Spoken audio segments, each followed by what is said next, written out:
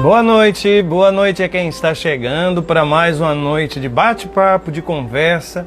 E hoje o tema é delicado. Aliás, eu até pensei que fosse um tema original, mas o Dr. Google, eu fui lá e digitei e percebi que outros usaram a mesma ideia, o mesmo tema. Portanto, não há originalidade no tema que me proponho a conversar com você.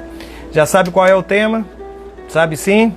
Pois bem, então a ideia hoje que nós vamos estar conversando gira em torno do medo.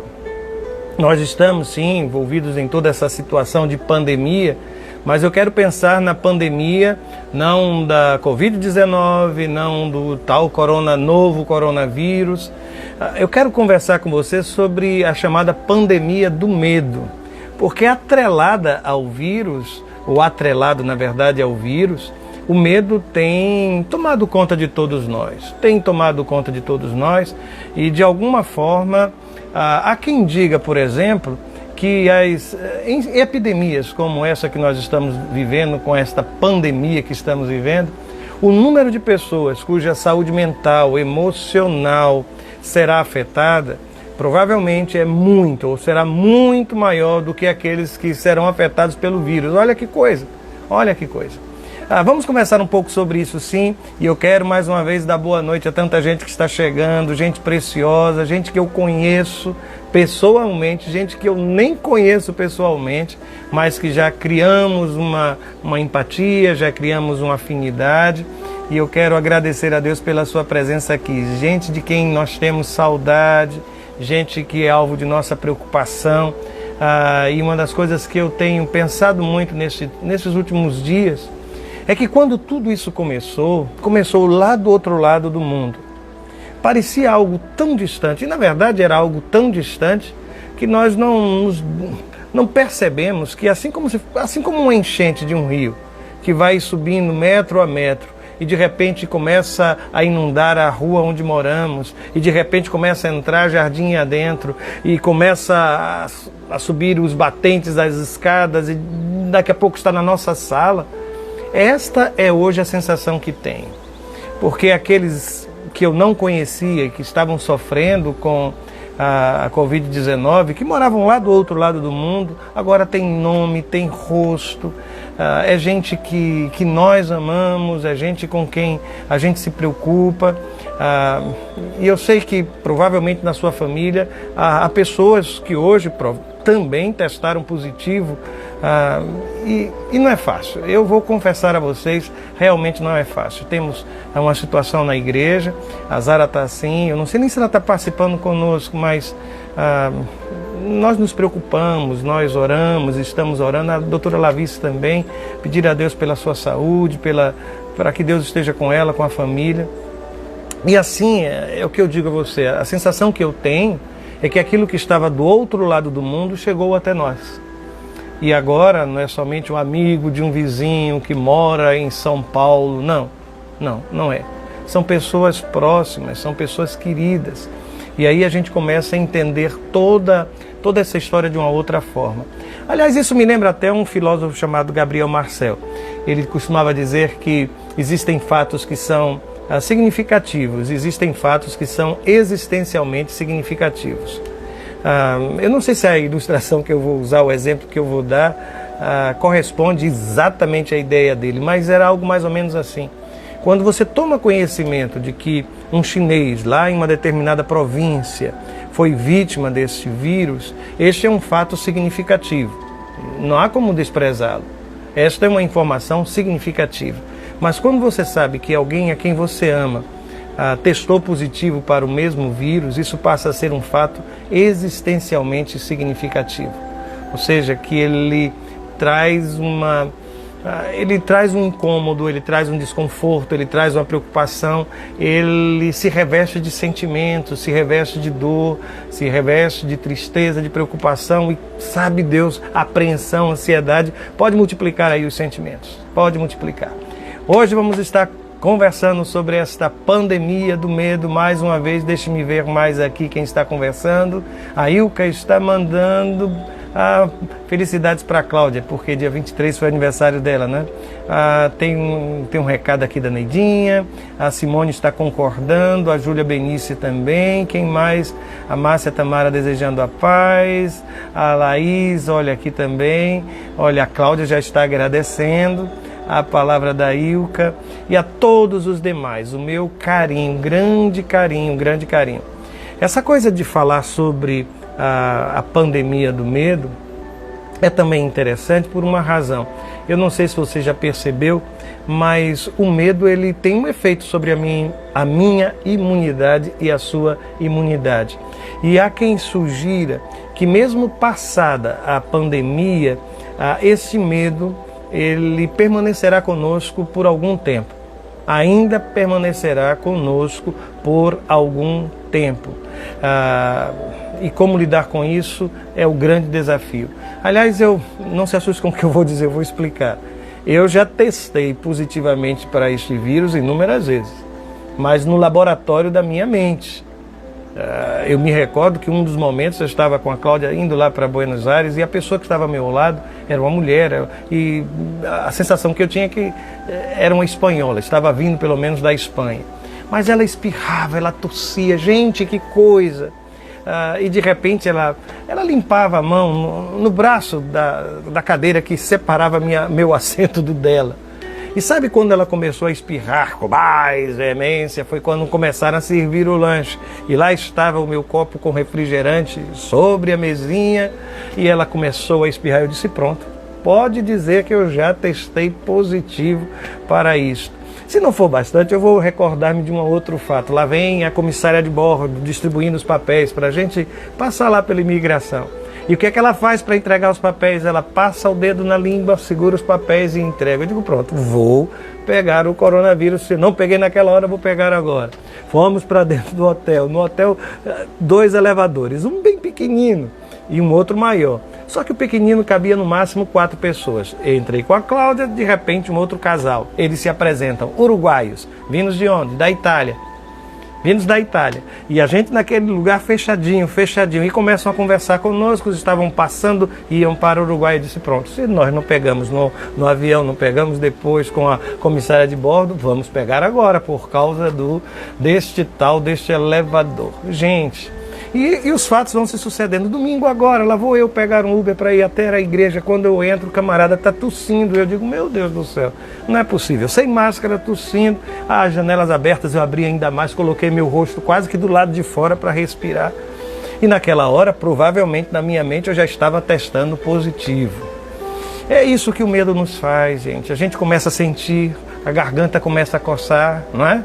A vontade de tossir, a gente já fica preocupado, a gente já não sabe o que vai fazer, a gente lava a mão e a gente passa álcool e a gente começa a conviver com esse medo intenso, com essa preocupação constante. Quando é que isso vai parar? Quando é que a gente vai voltar a respirar? E aí a gente começa a se preocupar com as crianças, começa a se preocupar com os mais velhos. E quando eu tenho medo, parece que a irracionalidade toma conta da minha mente, da sua mente. A gente começa a imaginar todas as alternativas e tudo parece se encaixar. Tudo parece se encaixar. E esse ambiente de pandemia contribui. Por quê? As informações são desencontradas. Você hoje já não sabe mais em que acreditar. Já percebeu isso? Um diz direita, outro diz... eu não posso nem usar direita e esquerda porque podem pensar que eu estou tratando de política. Não, estou falando que as informações se chocam. Pode, não pode, é bom, não é bom, é sim, não é sim. E a gente fica preocupado. A gente não sabe mais em quem acreditar, em que informação. A gente tem que checar tudo. Porque tudo está misturado com falsas notícias. E eu não sei quem tem prazer, eu não sei que mente doentia é essa, que a sociedade vivendo esse instante de tamanha crise e há quem gaste tempo criando notícias falsas e reproduzindo isso. Recentemente eu conversava com o meu genro e com a minha filha número 2, eles estavam me dizendo que circulou na cidade onde eles trabalham uma história dizendo que existia um cabelo, um só. Dentro das Bíblias você vai encontrar um cabelo e que aquele cabelo era o cabelo de um anjo, que você botava um copo d'água, aquele cabelo, e se você bebesse depois aquela água, você ficaria curado. Aliás, eu nem sei se alguém aqui andou tomando esse tipo de coisa, viu? Mas, por favor, onde é que a gente vai parar com isso? O medo parece que faz com que a irracionalidade entre no meu coração, no seu coração, e a gente começa a dar ouvidos a tudo e a nada, ao mesmo tempo. Por essa razão, eu hoje resolvi conversar com você sobre a pandemia do medo. Se você se recordar, Pilatos, ele lavou as mãos com medo do Império Romano, com medo dos judeus, ele disse, olha, não vou me envolver com isso. Lavou as mãos. Pedro afundou quando começou a caminhar sobre as águas por causa do medo. Ele traiu Jesus por causa do medo. Depois da morte do Senhor Jesus Cristo, os apóstolos se trancaram dentro de uma casa por causa do quê? Repete, vai. Do medo. A mesma coisa, o mesmo sentimento. Aquela parábola que Jesus contou dos talentos. Aquele servo que escondeu o seu talento, um talento só, ele escondeu por quê? Por causa do medo, por causa do medo. É por isso que a gente precisa lidar com isso, tratar com isso, conversar sobre isso. Porque nada mais importante para lidar com os nossos sentimentos, os seus sentimentos, os meus temores, os seus temores, do que a possibilidade de contar com alguém, de poder conversar, de poder abrir o coração, abrir a alma. Qual o texto que eu queria conversar com você hoje? Já vou lhe dizer. Livro de Números, capítulo 13 e 14. Números, capítulo 13 e 14. O que narra este trecho que acabei de mencionar da Bíblia. Deixa eu ver onde eu coloquei o meu copo d'água. Não estou vendo aqui, mas daqui a pouco eu acho. Deixa eu lhe dizer. O medo, ele está presente naquele texto. Esses dois capítulos, eles tratam dos espias, quando eles vão fazer uma espécie de reconhecimento da terra da promessa, da terra de Canaã. Se você consegue recordar, a distância entre o Egito e está ali em cima da mesa, entre o Egito e a terra de Canaã, a terra da promessa, não passava de 3 meses de caminhada. E eles cumpriram esse período. Só que você sabe que eles passaram 40 anos e passaram por causa desses dois capítulos, o capítulo 13 e o capítulo 14 do livro de Números. Obrigado, Cláudio. E é nesse capítulo que Moisés envia 12 espias para examinar a terra que Deus havia dado como promessa. Eu quero começar dizendo a você que isso não foi um ato de incredulidade, não. Não foi. Na verdade, foi um ato de obediência. A orientação partiu do próprio Deus. No capítulo 13, no versículos 1 e 2, está escrito assim, que Deus disse a Moisés, envie homens para fazer o reconhecimento da terra de Canaã, a terra que eu dou aos israelitas, e aí ele diz, olha, você vai mandar um líder de cada tribo de seus antepassados. Então a ordem era de Deus, portanto não foi um ato de incredulidade, foi um ato de obediência. E segundo, aqueles homens que foram enviados, todos eles tinham o mesmo perfil, eram líderes. Eles representavam cada uma das 12 tribos de Israel. E todos receberam uma mesma missão. O que me impressiona é que homens com o mesmo perfil e que receberam a mesma missão trouxeram relatórios completamente diferentes. Por que essas coisas acontecem? Por que você e seu marido estão expostos às mesmas crises hoje, aos mesmos problemas? Você reage de uma forma, ele reage de outra. Por que você e seus irmãos, por que você e o seu sócio, diante de uma crise como essa, por que ele reage daquela maneira, ela reage daquela maneira, ele de uma outra maneira ou ela de uma outra maneira? Por que as coisas acontecem assim? Quer que eu responda? Porque somos diferentes. Não importa se somos 12 líderes do povo de Israel, se recebemos uma mesma missão, mas a diferença se revela aqui, na sua capacidade de olhar, o que é que toma, o que é o foco da sua percepção, o que é que lhe causa maior impressão, o que é que você... Porque de verdade a gente se vê em tudo aquilo que a gente contempla. Eu me enxergo em tudo aquilo que observo. Todas as minhas observações acerca do mundo à minha volta têm um pouco de mim mesmo. É por isso que o segredo está dentro de você. E lá estão aqueles espias, e eles recebem a informação quanto à área. No versículo 17 do capítulo 13, Moisés disse que eles deveriam subir pelo Negueb, um deserto, uma região mais árida, que ficava ao sul, até a região montanhosa, mais acima, mais ao norte. Depois eles deveriam verificar os habitantes, se eles eram fortes, fracos, poucos ou muitos. Isso está no versículo 18. Eles deveriam examinar as condições da terra e das cidades. No versículo 19 diz: observem que tipo de terra vivem, se é terra boa, ruim, se as cidades têm muralhas ou são desprotegidas em campos abertos. Depois, observem se o solo é fértil, pobre, tem muitas árvores. Façam todo o possível para trazer de volta a amostra das colheitas que encontrarem. E a Bíblia faz um detalhe dizendo que era a época das colheitas das primeiras uvas maduras. E quando eles chegam, no versículo 23, a um vale chamado de Escol, e não é Escol, viu? Não tem nada a ver com aquele negócio que é redondo. Eles chegam lá no Vale de Escol, que provavelmente significa cacho, e conseguem retirar como amostra dos frutos da terra um cacho de uvas. Eu vou ler o que está escrito, viu? Versículo 23, tão grande que 2 deles precisaram carregá-lo numa vara. E lá vai aquele cacho enorme de uvas sendo levado de volta para Moisés. A princípio, a sensação que temos é que a impressão deve ter sido a melhor possível, pastor. Olha, um cacho de uvas daquele tamanho, a observação que o solo era fértil, assim que aconteceu.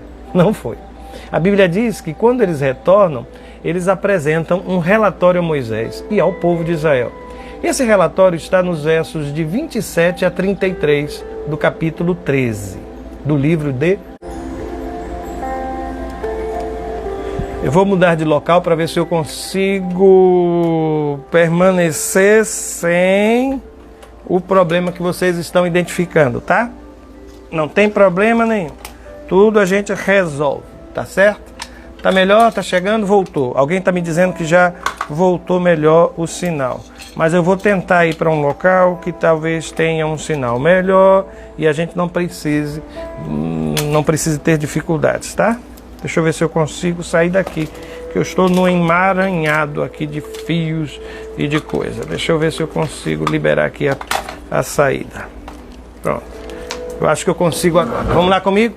Vem comigo. Lembra daquele jornalista no passado que dizia assim: vem comigo, vem cá comigo, venha. Vamos conversar, continuar conversando. Cheguei. Deixa eu ver se eu ficar aqui. Quero. Pronto. Eu acho que agora eu consigo... Melhorou, voltou, tá perfeito, ficando melhor, voltou. Palmas então. Eu estou aqui bem juntinho do equipamento. Pronto. Eu quero ver agora não ter um sinal melhor, não é? Vamos ver se a gente continua. Ok? Tá todo mundo bem? Está ótimo. Parece que até muita gente não saiu não. A gente ainda tem um bom número aqui. Bom, o que estava dizendo? O que é que a gente estava... E depois, agora só vou fazer aqui desse lugar. Não tem como ficar... pode ser sem um de madeira. Vai ficar melhor agora, tá? Bom, eu estava falando a você do relatório dos espias, tá bem? E o que tinha aquele relatório de impactante? Eles reconhecem que a terra é fértil, mas eles enxergam as dificuldades. Não há promessa de Deus sem dificuldades. É como se eu lhe dissesse o seguinte: Deus prometeu sim aquela terra, aquela gente, mas eles precisaram lutar para conquistar aquela terra. Eles precisaram enfrentar os inimigos, enfrentar as cidades fortes. Deus não tornou aquele processo um processo tão fácil assim. Então, se Deus tem lhe dado uma promessa, isso não significa dizer que tudo vai cair aos seus pés e que você não precisará fazer qualquer esforço nesse sentido, de forma alguma. Deus sim contará com seu empenho, contará com a sua disposição de fazer algo diferente nesse processo, tá bem? Agora, deixa eu voltar ao texto, tá bem? 27 até o 33 do capítulo 13. É nesta hora que o texto sagrado vai nos dizer que Caleb, ele reage, e reage de forma veemente. Ele não consegue ouvir aquele relatório sem desafiar o povo de Israel à fé. Aí o texto diz que vamos partir agora mesmo para tomar a terra, disse ele, com certeza podemos conquistá-la. Só que no versículo 31 vai dizer que a resposta veio de imediato. Os demais começaram a dizer, não podemos enfrentá-los, eles são mais fortes que nós. Deixe-me fazer um resumo. Ao meu ver, esse relatório, ele lida com questões extremamente delicadas. Primeira delas, Deus nos enganou? Não. A terra realmente é uma terra que manda leite e mel, correto? Segundo, podemos ou não podemos? Se você for ouvir Caleb, a palavra dele é, podemos sim, nós vamos conquistar. Mas se você for escutar os outros espias, não podemos. E notem, a pergunta não é se Deus pode, a pergunta é se eu posso. O grande problema de Israel naquele momento não era duvidar do poder de Deus. O grande problema de Israel naquela hora era duvidar deles mesmos. E talvez essa seja a maior dificuldade que o medo nos impõe. É quando, não é que você seja um incrédulo, não é que você não tenha fé, não é que você duvide de Deus. Na verdade, você duvida de você mesma. De você mesmo, da sua capacidade de enfrentar determinada situação e fazer daquela experiência difícil uma experiência bem-sucedida.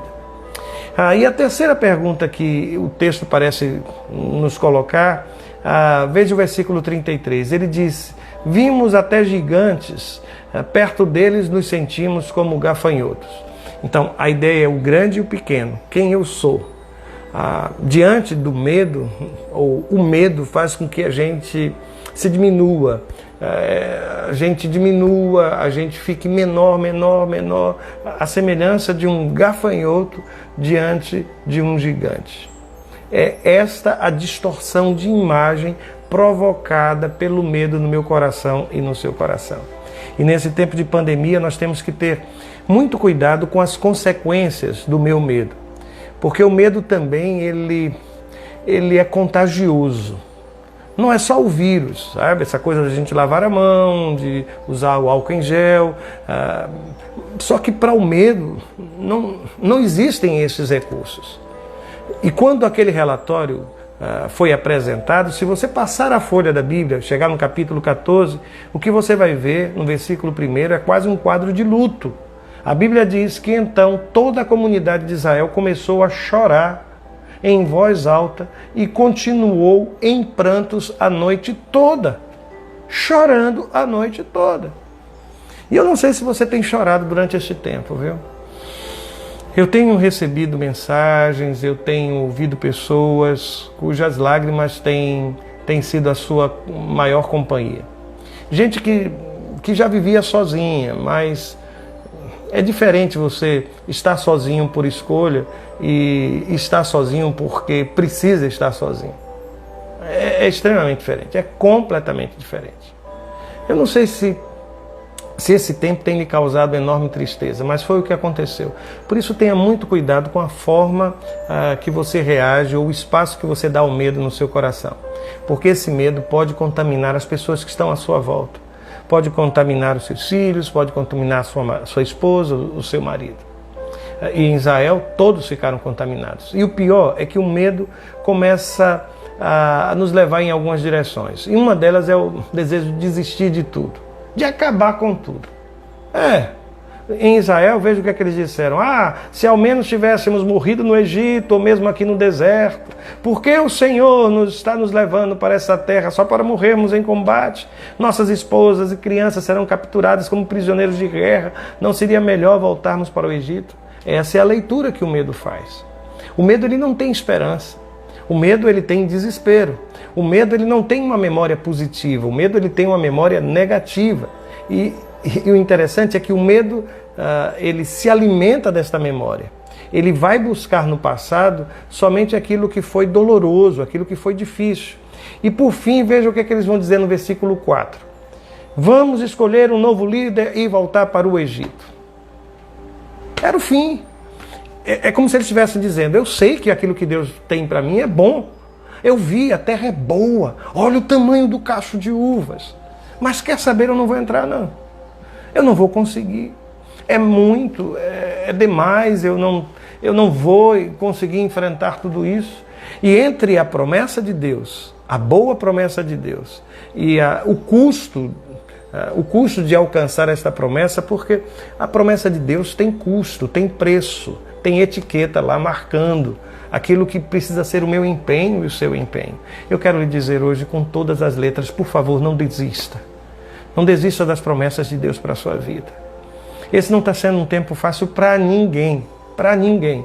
E eu sou um daqueles que repete que isso vai passar. Agora, por favor, não me pergunte quando. Não me pergunte como vai ser a vida. Porque certamente nada será como dantes. Nada será como dantes.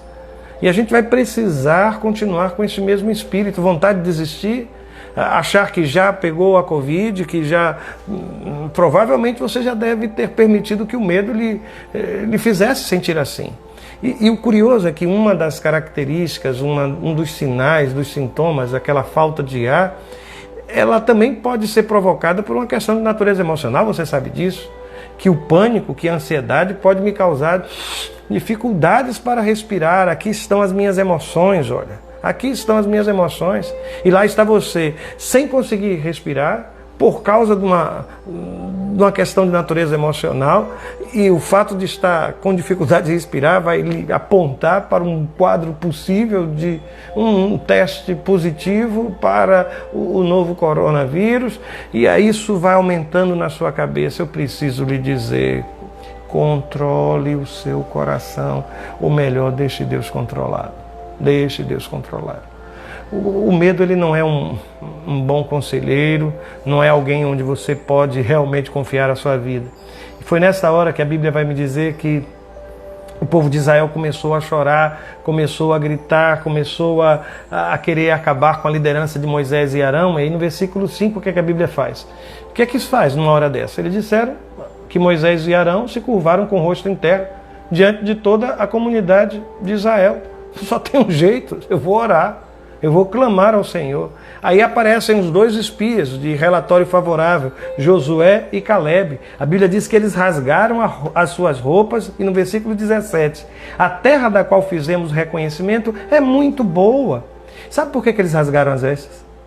Naquele tempo, quando alguém fazia isso, era um sinal como se fosse de luto, de tristeza enorme. Eles estavam dizendo a Israel, gente, a gente não pode ceder diante da incredulidade e do medo. O medo não pode vencer. Aí veja o que é que a Bíblia diz. Eles continuaram dizendo que a terra era boa, e depois nos versos 8 e 9. E se o Senhor se agradar de nós, Ele nos levará em segurança até ela e a dará a nós. É uma terra que produz leite e mel com fartura. Não se rebelem contra o Senhor e não tenham medo dos povos da terra. Diante de nós, eles estão indefesos. Não tem quem os proteja, pois o Senhor está conosco. Não tenham medo deles. Eu estou dizendo isso para você, eu estou lendo isso para você, mas eu estou lendo também para o meu coração. Pastores também têm medo. Não se assuste, não. E isso não é uma questão de falta de fé, não. Eu também tenho filhos, eu também tenho um neto. Eu também preciso me deslocar. Mas hoje eu escrevi para alguém e disse algo que eu quero dizer hoje a você. No dia que eu abracei o ministério com todos os riscos e com todos os custos. E é nisso que eu preciso colocar a minha fé. Na certeza de que Deus não me prometeu que eu iria me tornar blindado e que eu nunca seria alcançado por algo assim. Eu não sei, hoje eu estou conversando com você, daqui a alguns dias algo diferente pode acontecer. Mas a certeza que a gente precisa ter é que Deus está conosco. Não sei se você vai contrair a enfermidade, se você... Não sei. Eu não tenho como prever situações. O que eu posso fazer é esperar o melhor de Deus. Porque seja o que for, ou com doença ou sem a doença, com dificuldades ou sem dificuldades, Deus está conosco. Deus está conosco. E a presença de Deus é maior do que o meu medo e do que o seu medo. Aqueles que duvidaram, a Escritura Sagrada diz que precisaram passar aqueles outros 40 anos e foram sepultados no deserto, não entraram na terra da promessa. E às vezes a gente está com um pé, um passo diante da promessa de Deus e não conseguimos possuir a promessa de Deus pelo nosso medo. Não tenha medo dos gigantes, porque por maiores que eles sejam os seus olhos, eles não são nada aos olhos de Deus. Não tenha medo das muralhas que cercam as cidades que você vai precisar conquistar.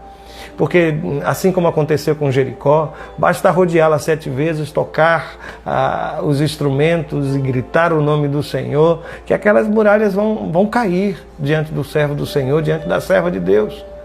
Se isto não for, ou se esta não for a nossa esperança, eu não sei o que será de nós. Por isso, nós precisamos sim enfrentar não somente a pandemia da Covid-19, mas a pandemia do medo. E para essa pandemia do medo, já existe vacina, viu, gente? Já existe medicação, já existe cura.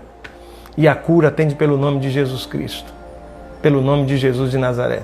Ele está com você. Aconteça o que acontecer, escute, Ele está conosco. Na morte ou na vida, Deus está conosco. Está aí você com medo de perder o emprego, aquele mesmo emprego que você reclamava toda vez, não é? Quando ia sair para trabalhar, parece que ele agora já ficou algo precioso.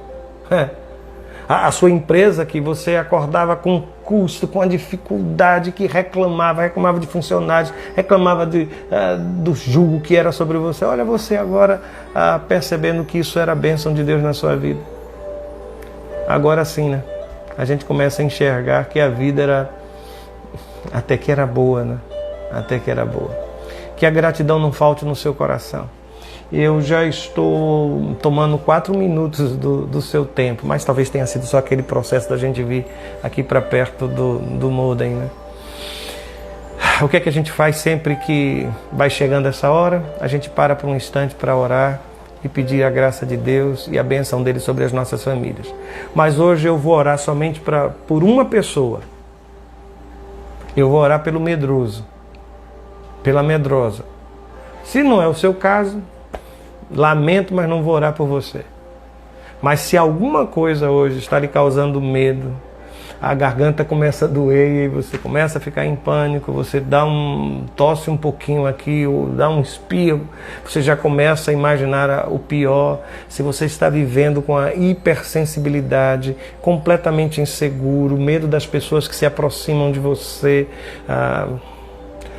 eu não estou dizendo que você deixe de ser cauteloso, cuidadoso, por favor, me entenda. Existe um medo saudável. Mas você está entendendo o que o pastor está lhe dizendo hoje, o que é que Deus está conversando comigo e me pediu para lhe dizer? Que a gente precisa continuar confiando nele. Eu não sei quais são os seus medos hoje, ou melhor, qual o seu medo maior, o que mais lhe atormenta hoje.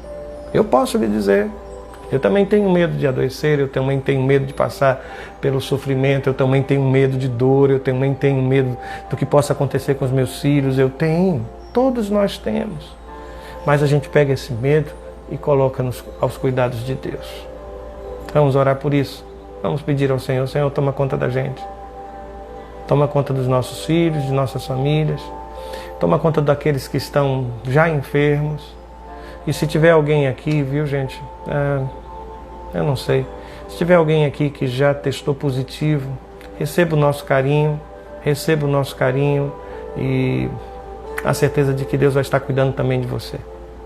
Vamos orar, mas como eu disse, eu só vou orar pelos medrosos. Eu sempre digo, não desligue não é que a gente vai orar. Pois hoje eu vou dizer, se não é o seu caso, pode até desligar. Pode até desligar. Mas se você de alguma forma tem se sentido pequeno demais e tudo isso parece um gigante diante de você e você está se sentindo um inseto, um gafanhoto, é por você que eu quero orar. Vamos fazer isso? Junte-se a mim em oração nesta hora. Bendito Senhor, eu quero neste momento te pedir por essas situações todas que estamos vivendo, são difíceis de lidar, são complicadas, ó Deus, por demais, pesam sobre os nossos ombros, e o que eu quero te pedir, ó Deus, é que o teu cuidado não nos falte, que possamos, ó Deus, de fato enfrentar tudo isso confiados em Ti. Todos nós carregamos medo hoje, Senhor, em nossos corações, e lidar com isso não está sendo fácil, Mas, Pai, substitui este medo pela serenidade, substitui este medo pela esperança E aquele ou aquela que porventura estiver nos ouvindo nesta hora, ou for ouvir depois, que também sejam abençoados por Ti. Que aquele homem, aquela mulher que foi testado positivo, que se sinta também abençoado por Ti. Ela não foi esquecida, ele não foi esquecido. Que ele se sinta alvo do Teu cuidado, Pai, e da Tua paz. É o que nós te pedimos no nome de Jesus. Amém. Amém. Que Deus te abençoe, que Deus cubra a sua vida de graça, viu? Deixa eu só lhe pedir perdão pelos 7 minutos, que já são 10 horas e 7 minutos. Que Deus te abençoe, que Deus cubra a sua vida de graça e misericórdia. Que a paz do Senhor esteja com você e com a sua família. Quem mais está aqui falando? Sim, gente concordando em oração, graças a Deus por isso. Rejane, quem mais? A Luciete, a Lisiane, a Paloma, o Jailson, um grande abraço, Jailson. Silvio, meu amigo, Deus o abençoe, Josenilda e tantas outras pessoas que estão aqui. Bênção de Deus sobre a sua vida, bênção de Deus. Fica com o Senhor, que a paz de Deus esteja com a sua família e com o seu coração.